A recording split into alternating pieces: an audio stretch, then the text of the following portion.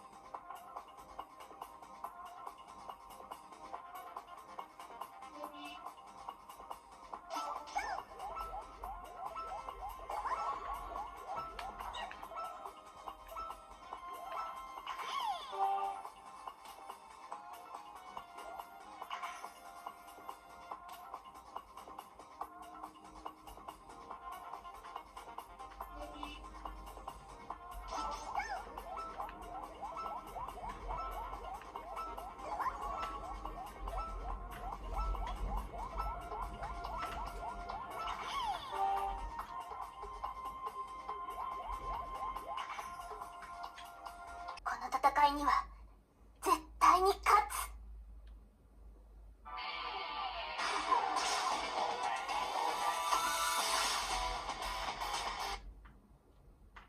行きますかな。誰にも邪魔はさせない。 Get ready, fly!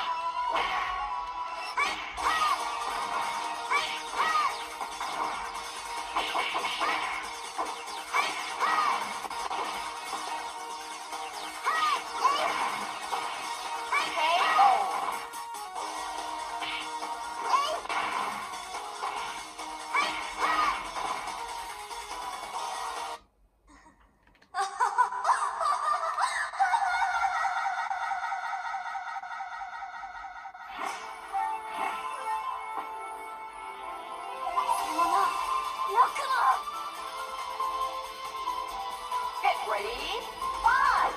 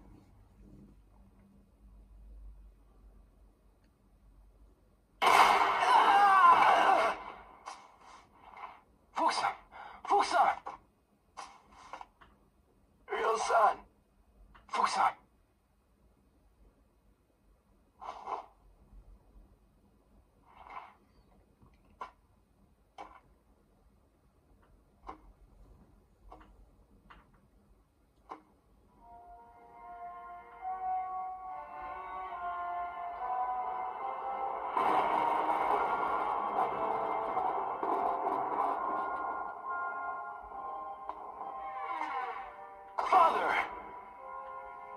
Stay back, Bill. For the last time.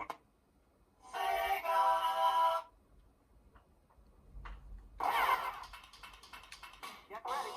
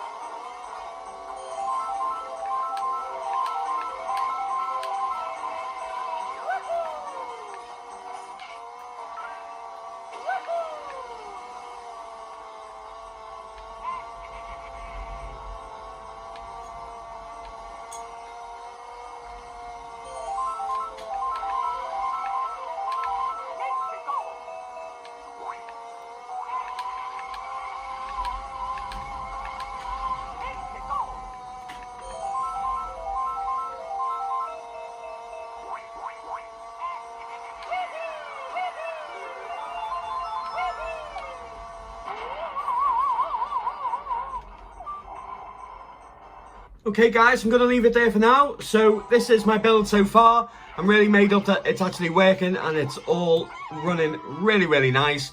So excited just to get stuck in and finish the build now. Obviously making sure that I can get it as good looking as possible. Love to know what you think of the build so far, guys. Will this be something that you'll be doing yourself? Welcome to all the new subscribers.